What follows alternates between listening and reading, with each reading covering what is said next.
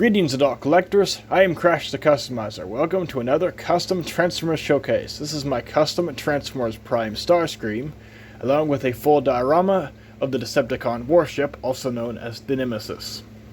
First thing, we'll take a look at the Nemesis. So put Starscream aside here for a sec. So I took this little green screen paper here and just kind of put all this right here, all along here, to kind of replicate the thing in the show where basically it would be the sky or also project whatever is on the screen here, which I didn't put any detail on. I just kind of basically made out of cardboard and just kind of put it here. I may add some detail of this later. I did take these little Lego claw pieces to kind of replicate these little spikes that stick up. I used these little Lego ball launcher pieces to kind of replicate these little things here. This section right here is made from a road from a Thomas train set I used to have. I just cut two of those in half and just kind of taped them together, put some glue on them, and just kind of painted them. And then they're held on by these little support beams, these little Lego Technic pieces, and then same here, and then this is just some cardboard that I painted the same color as this to kind of go around there. So you can actually have a couple figures up here on this. And then up here, I have these little pieces that this is a Lego brick separator, and then I put this little piece like this on here and just painted it black and painted a little blue right here, kind of replicate these little things on the ceiling here. And then these little toothpicks kind of hold this section from actually falling in. And because of this little green screen thing here, you can kind of replicate a little scene from the show where Starscream is addressing his troops. Oh, that's just kind of a cool thing to add, because it has the green screen, you can technically do that. So now we'll go ahead and get into Starscream himself. So this figure here is the Transformers Prime Robots in Disguise Voyager class Starscream. And this is actually a very hard figure to get because of how expensive it tends to be. The figure was missing this arm, and it would actually find somebody selling this arm at the exact time I found the figure missing the arm. So, well, that's perfect. Except for one thing, is the arm that was missing tends to be a little loose. So this is a separate arm from the figure, and I've tried everything I can do to try to get this to go in like it's supposed to, and it just does not do it. I've tried super glue, I've tried everything I can think of, and nothing works. And what I find weird is when probably you can see, it's just not wanting to go in as far as the other one, and I don't know why. I've tried everything I can do to think of that would work, and nothing seems to work at all. But you can kind of work around it if you kind of hold his arm like kind of down. You can move his arm around. Of course, information to do the exact same thing, to try to hold it in place best you can while you're transforming it, which is kind of annoying, but I really don't know what I can do about it. But other than that, I mean, it looked pretty awesome after I got it all painted up to look like the show.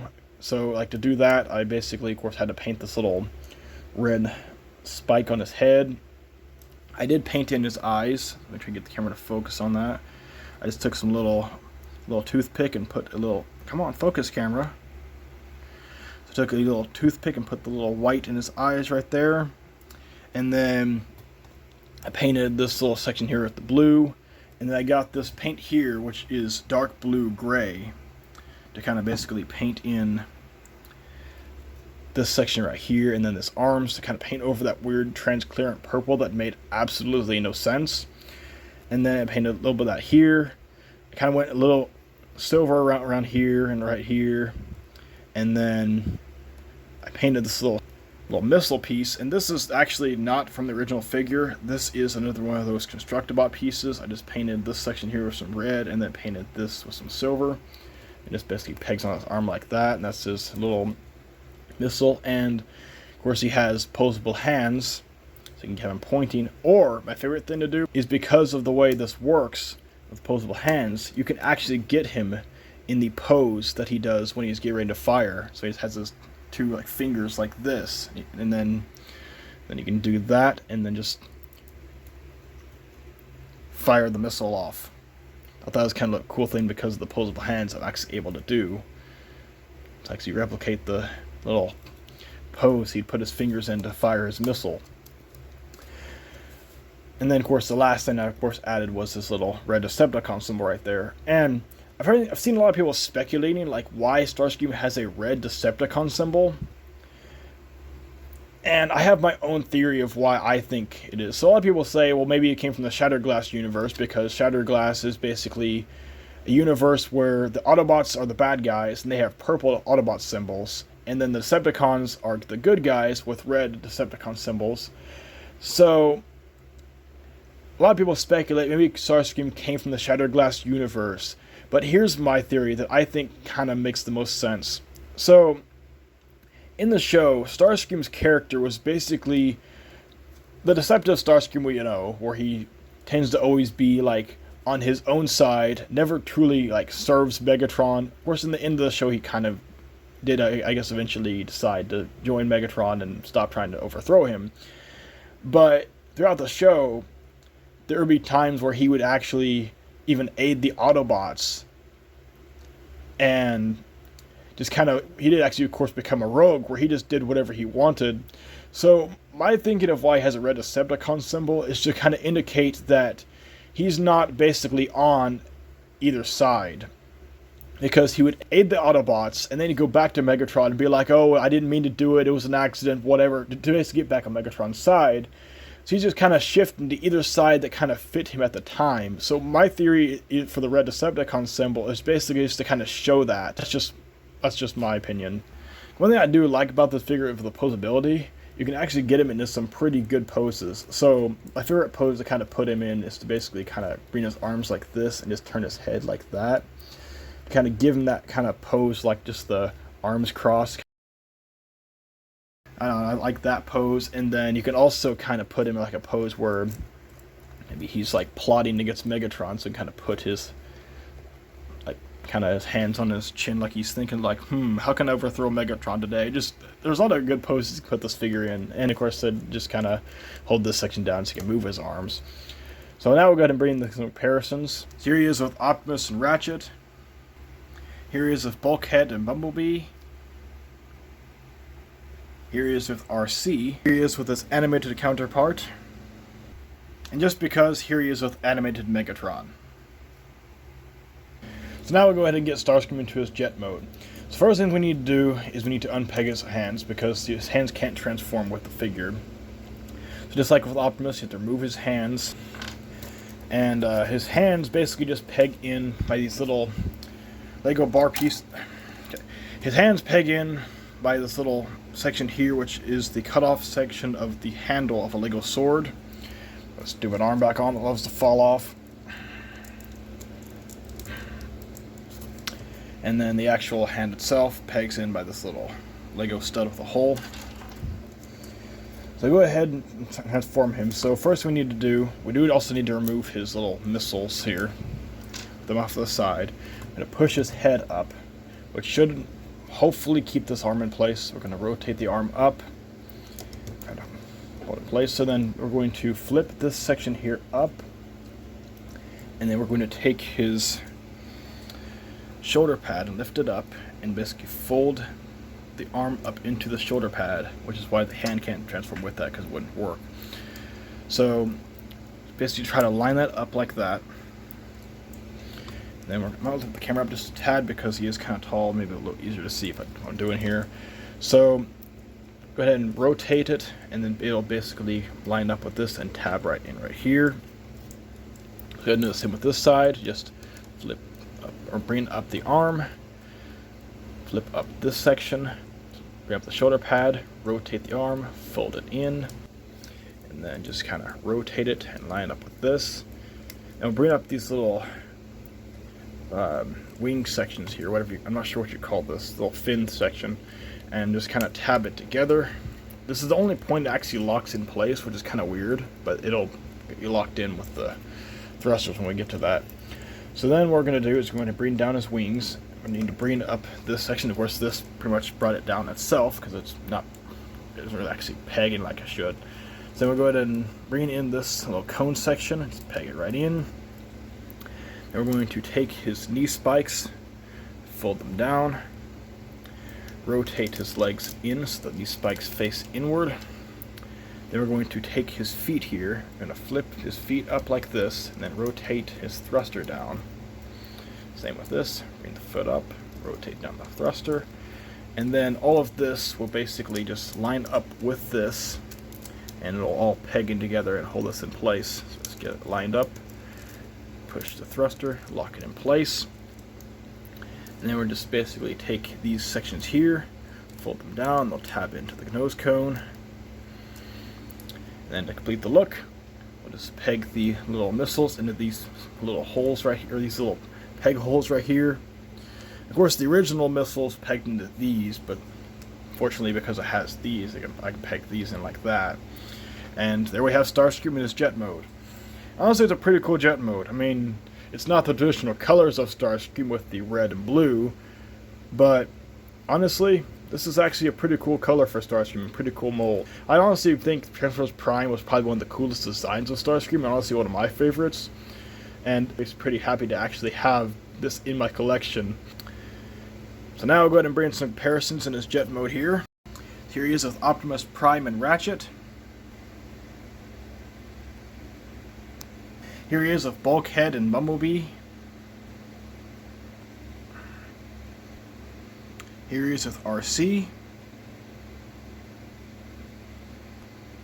And here he is with his animated counterpart. And again, just because, here he is with animated Megatron. Now to get Starscream back into his robot mode, first thing we need to do is we need to remove his missiles. Then we're going to start by untabbing the thruster. And then we'll go ahead and untab these little sections here from the cockpit. Just kind of fold them up like that. And his legs will come down. Go ahead and rotate his legs.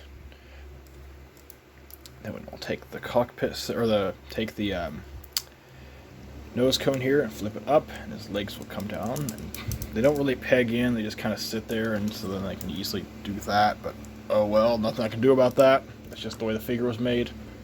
So now what we're going to do is we're going to fold up his knee spikes, and then flip down his feet, and then take this little thruster down here.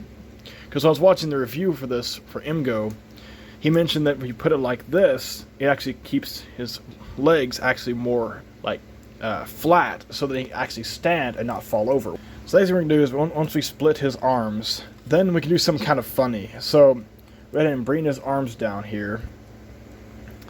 And then you got him in almost like a chicken mode, because his arms are like this. You can actually like kind of flap his arms like he's a chicken, which is really kind of funny, just the way the transformation works like that. So now to actually make him where he doesn't look like a chicken, we're going to take the arm, lift up a bit, flip this section around, so that it will actually go like it's supposed to. It'll basically just kind of lock in place. It doesn't actually stay tapped in, it just kind of basically just kind of goes in there and just kind of holds in. Same with this one, just flip this section up, bring the arm around, it will basically just kind of sit right there. To get things lined up right. Get that up. There we go. Tab it in like that. And we're going to lift up his shoulder pads. I'll bring down his arms. Rotate them around. Bring them down. Rotate around. Get him where he's standing like he should be. Bring down his head. Now to complete the look, go ahead and take his hands, peg them in.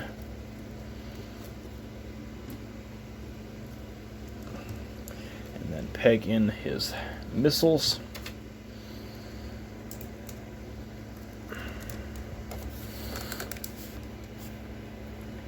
And there we have Starscream back into his robot mode. So once you get this figure all panned up with the show accurate colors and just kind of course given the opposable hands, this figure actually looks like it literally popped right off the show. I'm honestly really happy how this figure turned out. So now all I need is Soundwave, and I'll have the 3 main Decepticons so I can complete my Transformers Prime collection. That's pretty much it for this video. So if you like this, be sure to check out the description where you'll find a link to all of my other Transformers Prime customs, along with the Transformers animated customs. You will also find a link to my stop motion channel where I just do a lot of random stop motions, but I am working on a stop motion series that I'm hoping to have maybe by the end of this year. So be sure to check that out. And be sure to like and subscribe to this channel so you don't miss any future customs. And until next time, this is Crash the Customizer, out. We have found sources of mineable energon on this planet, Commander Starscream. Until Megatron returns, that is Lord to you. I'm sorry, Lord Starscream.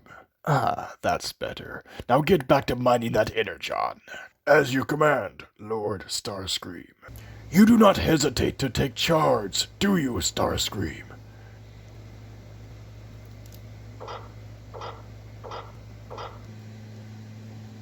Wait. You're not my Megatron. You figured that out all on your own, Starscream? I'm almost impressed. If you're not my Megatron, who in the scrap are you? I am Megatron from the animated universe, sent here by your Megatron to keep an eye on you. And you should know, I killed the Starscream of my universe. Please, Lord Megatron, don't kill me. I'll do anything you ask. You are much more cowardly than my Starscream. I suppose I can give you another chance. Oh, thank you, Lord Megatron. I promise I won't let you down. I seriously doubt that. Something tells me I probably should have killed him. Oh well.